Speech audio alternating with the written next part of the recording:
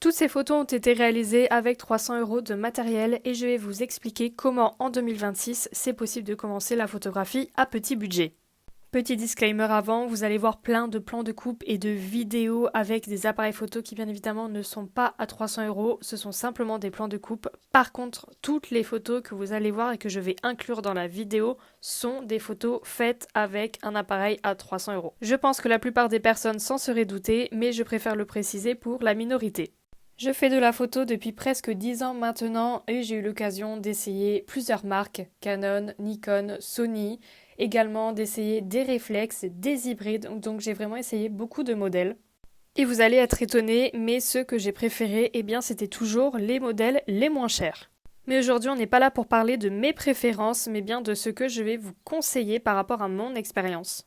En 2026, on a énormément de choix d'appareils photo, on a des réflexes, des hybrides, énormément de marques, et c'est vrai qu'on peut facilement se perdre. Donc on va essayer de soulever plusieurs points et de répondre à ces questions afin de vous conseiller au mieux.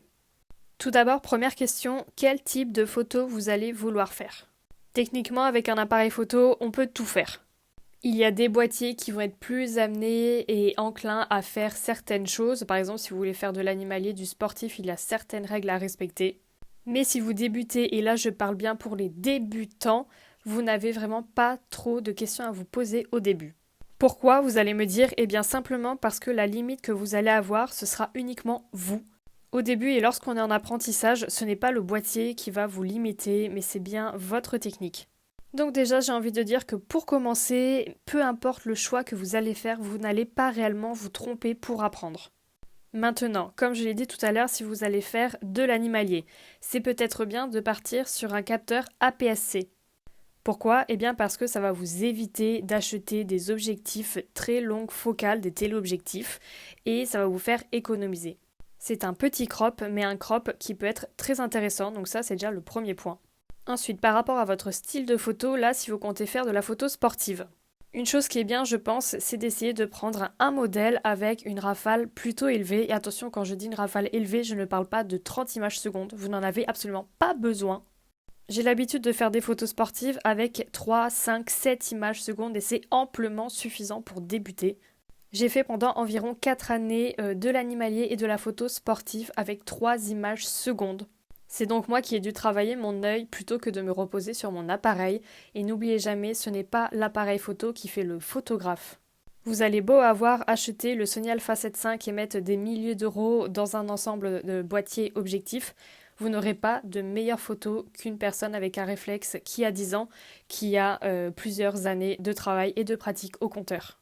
Donc si vous pouvez choisir entre un boîtier qui va vous proposer 3 images secondes ou un autre qui va vous proposer 7, 10 images secondes pour le même prix, partez, si vous comptez faire de la photo sportive ou même animalière, sur celui qui va vous proposer plus d'images secondes. Ce sera quand même un plus.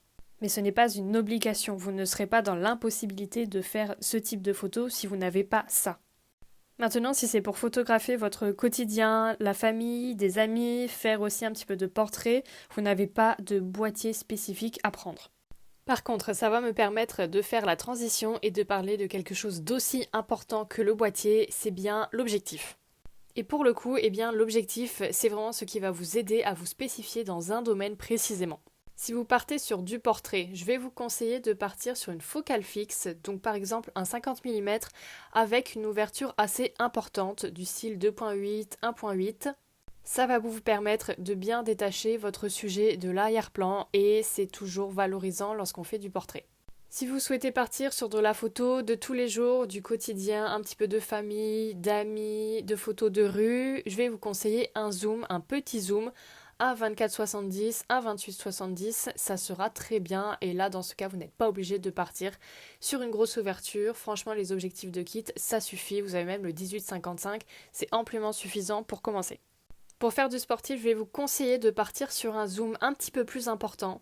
Vous pouvez commencer avec un 18-135, mais je ne pense pas que vous allez pouvoir aller bien loin. Moi, j'ai commencé, ça m'a permis de faire certaines photos comme celle-ci, mais j'ai été très vite limitée. Vous pouvez quand même l'essayer si vous faites photos de famille, portraits, un petit peu de sport, ça peut être utile, mais je vais plutôt vous conseiller de partir sur le 55-250. Pour moi, c'est une très bonne focale pour faire le sport. Je l'utilise d'ailleurs toujours aujourd'hui.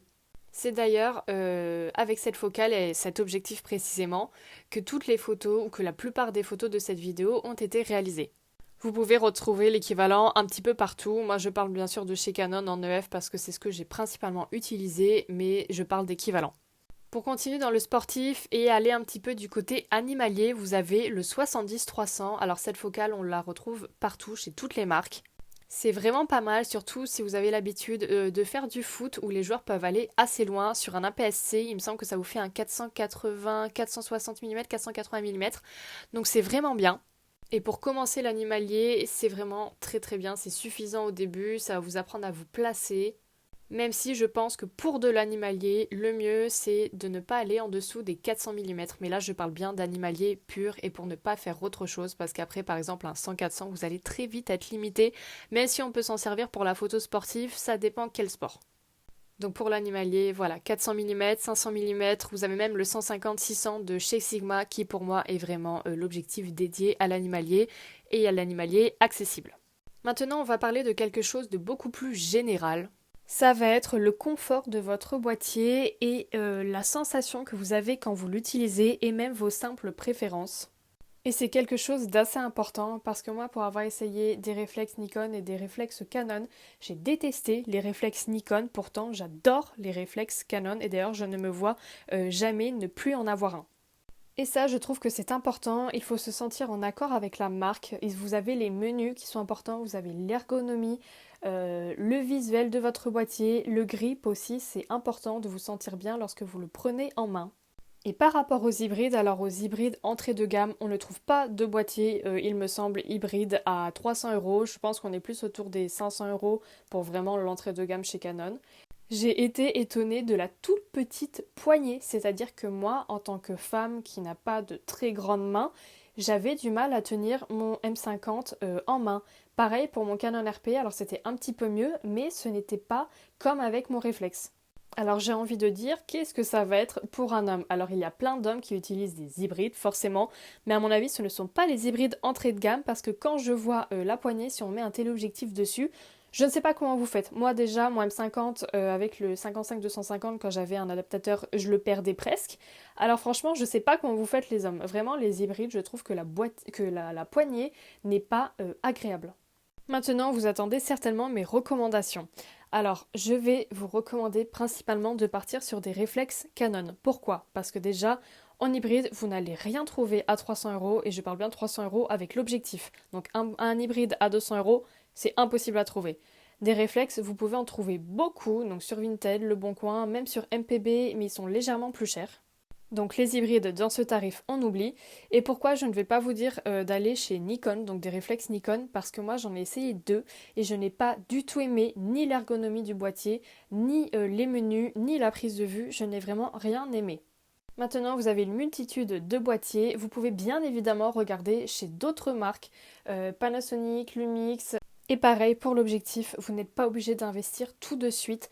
Le plus important, c'est de choisir un objectif qui va correspondre au style de photo que vous allez faire. Mais pour débuter, vous n'avez pas besoin d'investir dans 1000 €, même si vous vous posez la question, mais peut-être que pour plus tard, ça m'éviterait de changer, etc. J'ai envie de dire, dans tous les cas, vous changerez quand même. Que vous commencez à 300 € et que vous passez sur 1000, même si vous commencez à 1000 €, après, plus tard, vous aurez envie de changer, donc vous changerez. Pour le mot de fin, j'ai envie de vous dire, n'oubliez jamais que c'est vous qui faites le travail et ce n'est pas le boîtier qui vous remplace. Apprenez à faire vos réglages, apprenez à gérer votre triangle d'exposition et surtout, faites de la post-production, investissez dans une formation ou même sans investir, vous n'êtes pas obligé de prendre des cours. Regardez sur YouTube, il y a beaucoup de tutos et faites surtout vous-même. Comme je vous l'ai dit, une personne qui fera des photos avec un réflexe APS-C qui a 10 ans et qui fait de la post-production, qui sait s'en servir bien sûr, fera de plus belles photos qu'un débutant qui est en automatique sans post-prod sur un hybride plein format. J'espère vous avoir aidé et je vous dis à bientôt pour une prochaine vidéo.